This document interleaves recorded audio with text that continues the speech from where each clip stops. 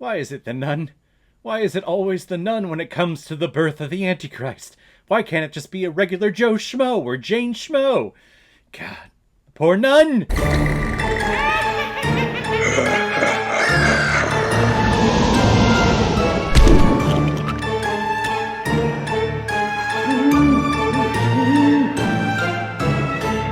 First Omen, released in 2024 and is directed by Arkasha Stevenson, who made her feature directorial debut with this film. And this film is starring Nell Tiger-Free, Tafik Barham, Sonia Braga, Ralph Ineson, and Bill Nighy. And the reason why we're talking about the First Omen today is because it was a PayPal recommendation and donation from a longtime contributor and supporter of this channel, Dr. Camp. Once again, you strike with a great Halloween recommendation, playing off the back of the recommendation you gave me last time with the original Omen that I watched for the first time in my last review. So checking this one out, this is obviously a prequel to that amazing movie. So thank you very much, Dr. Camp. If anyone else out there also wants to be like Dr. Camp and help support me and contribute to this channel, you can select the QR code that is in the bottom left corner of your screen right now. Send over your donation of $5 or more with your movie recommendation, and if I have access to it, I will watch it, review it, and give you a little shout out just like what I did with Dr. Camp here. Novatiti Margaret Dano arrives at the Vizardali orphanage to work as a teacher with the kids, but also to eventually take her vows as a full-on nun. And while here, she takes a liking to an older orphan by the name of Carlita, who definitely seems to be a troubled young girl that has some darkness in her soul. And as the weeks go on while Margaret is overseeing Carlita, she starts to uncover some strange and creepy things that the church is doing in this orphanage, where the events lead up to where this prequel is going,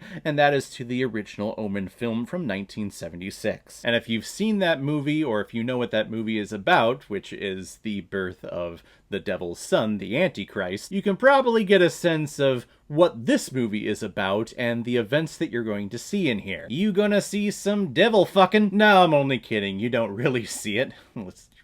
Looking through a very lacy black blindfold. Now, I had just watched The Omen for the very first time the other day with my review of that also on my channel, and I know that the Omen franchise is a franchise that has multiple sequels, to where I'm sure the whole story gets convoluted and things are just not as great as that first one. So to hear that they were going with a prequel, again, it reminds me of The Exorcist, where it had sequels and then it did a prequel thing, and then it did some other remake bullshit, and just all bad. It's like, leave the original alone. So whenever we get these horror films and they're like, oh, let's go back to the beginning of what made the killer, I always have a low bar of expectations, and that's what I went in with this movie. But to my shock, this actually turned out to be a pretty stellar prequel that is worthy to be a prequel to the original film. And I appreciate and respect how this film is an allegory for real-life topics that are happening in society today. The overturn of Roe v. Wade a couple of years ago, and just the two sides of the same coin. People think that, no, abortion is wrong, and you should let the child live, it's a living thing. But then there's also the other side of the coin, where women feel like, no, that's our bodies. We have the right to choose what we do with it and what we don't do with it. Maybe this will upset some people, but I am definitely on the side of pro-choice. I think your body is your own, and no one should tell you what you should or should not be able to do with it, because this body, this thing, is literally the only thing that you 100% own. All of this other shit, all of this other stuff in here could be taken away by anyone. The only thing that you get, that you own on this planet Earth for the time that you are here, is this body, this thing. So I appreciate this film's commentary on that very realistic issue that is still going on today. We're in the middle of political season here, and it's a major topic going back and forth between Democrats and Republicans, conservatives and liberals. And there is a creepy, haunting scene in here that, if you don't see the metaphor and if you don't see the allegory for what's happening in the scene, then, I don't know, get your eyes checked. And a little spoiler for all of those people out here that haven't seen it, so if you haven't seen this movie, I definitely recommend it. Go watch it and then come back to this part and we'll discuss it further. But it's the scene where she is giving birth, well, really it's a C-section, and she has no control over her body. They've injected her with some numbing agent, and she can't move. She has no choice in the matter. She has no power in the matter, and she's looking off to the side, and there are a bunch of nuns and priests and everyone in black cloaks watching the entire process, and all you can hear her say is, help me, help me, help me, because all she wants is her control back. She wants her body back. She wants her decision to be made for herself that she makes, not for other people to decide for her. That scene was terrifying. And in a movie where we have literal devils on screen and fire and brimstone and scary ass animals coming at you and demonic burnt people sitting in the dark corner and creepishly walking towards you, the scariest scene, in my opinion, was that scene. And this is coming from myself, who I identify as a man. I can only imagine what a woman, or someone who identifies themselves as a woman, what they would think watching that scene. I'm actually curious. If someone out there identifies as a woman watching this review, please comment below if you've seen this film.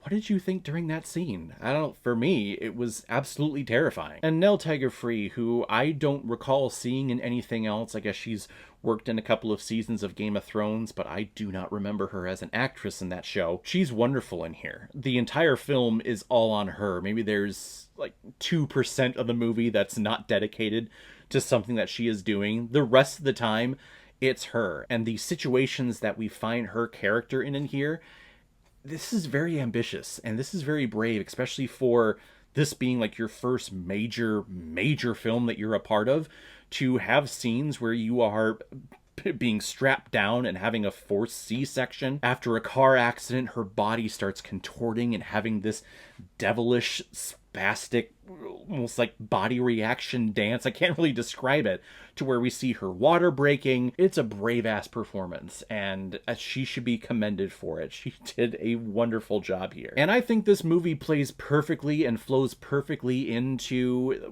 the events of The Omen. It's a perfect prequel to the film.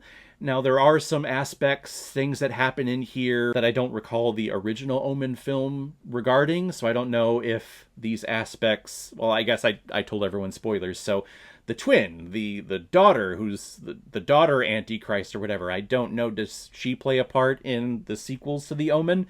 Haven't seen those. Maybe someone out there will recommend them to me, and then I can give them a watch, but I guess I have some questions with that, if those play into the sequels to The Omen. But until that time, I think this prequel was very fitting, and it was creepy, it was well shot. I love the music in here and how it plays into the creepiness and scary moments. But again, I think this film is an excellent commentary on society issues, especially when it comes to women's right to choose and women's rights to their bodies when it comes to things like abortion and other aspects like that. I think this film is wonderful. I'm going to give The First Omen 4 out of 5 Blu-rays.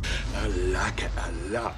So guys, if you've seen The First Omen, what did you think about it? Or if you've never seen it before and you stumbled across it because of this video, then comment below and let me know what you thought about it. And as always, if you like what you see here, if you like my take on movies, then hit the subscribe button and make sure you hit that bell so you'll the next time I release my next movie review. So guys, I will see you next time on the channel, but in the meantime, be well, be good to each other, and go watch a movie. Take care, guys.